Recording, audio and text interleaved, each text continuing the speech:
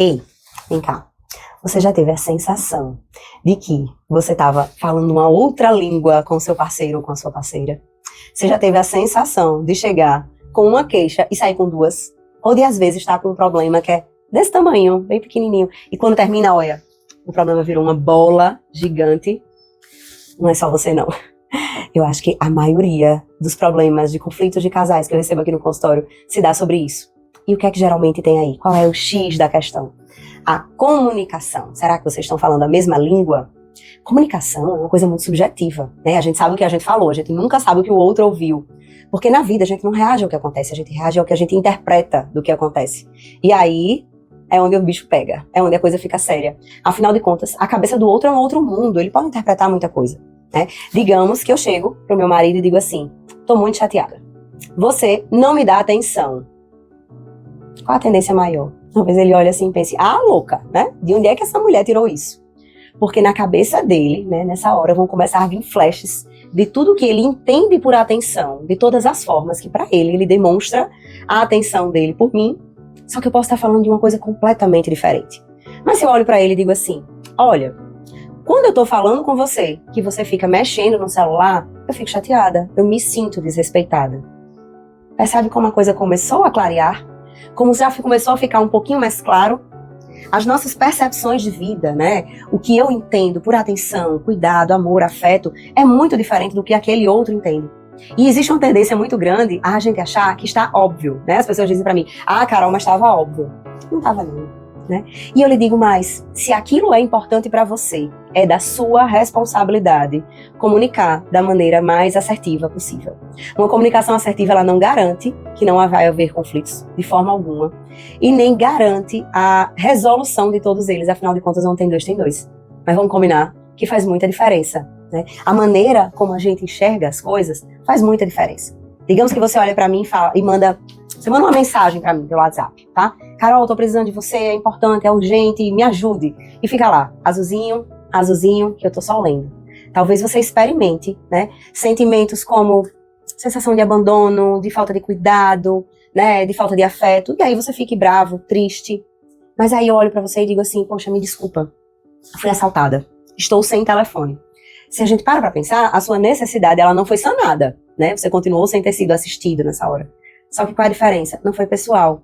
Mas isso só é possível por quê? Porque houve uma comunicação mínima para isso. E aí, dentro dos relacionamentos, o que falta, às vezes, é pôr essa legenda, né? O que aconteceu que eu me senti descuidada, desamparada, abandonada? Que atitude? Então, quando você for comunicar, comunica sempre o fato. O fato que aconteceu, e aí depois você fala como você se sentiu diante do fato. Como é que a gente, quando tá bem bravo, bem chateado, costuma fazer? A gente comunica a interpretação que a gente tem do fato. Que é o quê? Nossa, mas você não se importa em nada comigo. Decidi deixar de ser besta, porque você não está nem aí pra mim, né?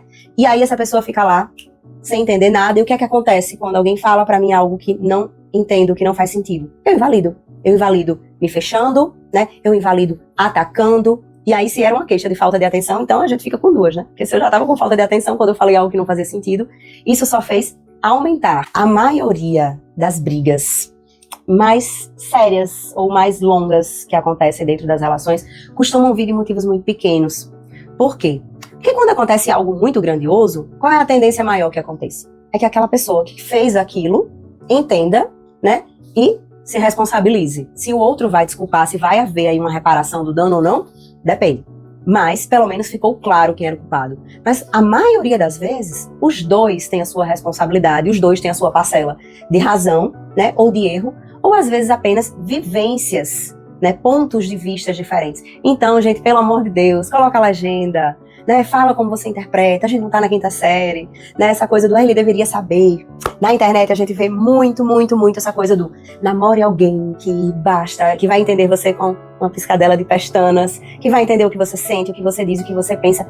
Isso não é verdade, né? É claro que quando você conhece muito uma pessoa, alguns pontos ali ela vai ter mais facilidade de reconhecer em você. Mas isso não diz sobre o todo. A vida dessa outra pessoa não gira em torno de você, ela também tem emoções, sentimentos, preocupações, boletos para pagar. Tem um monte de outras coisas para estar nesse movimento de ter que adivinhar o que você fala, né? Tem gente que diz assim, Carol, mas se eu falar não vai ter graça, né? Digamos que eu fale pro pro meu parceiro que pra mim é importante comemorar o aniversário de namoro, né? Não vai ter graça, porque aí ele tá fazendo só porque eu falei, ele não tá fazendo porque ele quis. Olha o que você tá dizendo, né? Gente, quanto amor mora numa pessoa fazer algo só porque ela sabe que é importante pra mim. Pra ela nem é importante, mas ela sabe que é importante pra mim porque eu comuniquei. E aí, assim, ela foi lá e fez. Isso é afeto.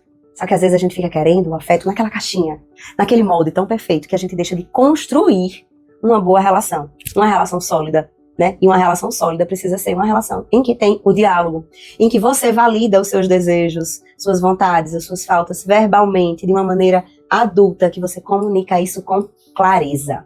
Então, vamos lá. Para fechar esse vídeo, a tarefa de casa é: sempre que você tiver com uma insatisfação, pensa, reflete primeiro. Quando a gente tá muito bravo, a gente tá muito ativado, o nosso sistema aqui não costuma funcionar da maneira como a gente gostaria. A gente tem uma tendência a misturar muitas coisas. Misturar ideias, lembranças, fatos que reforcem aquilo que a gente tá sentindo.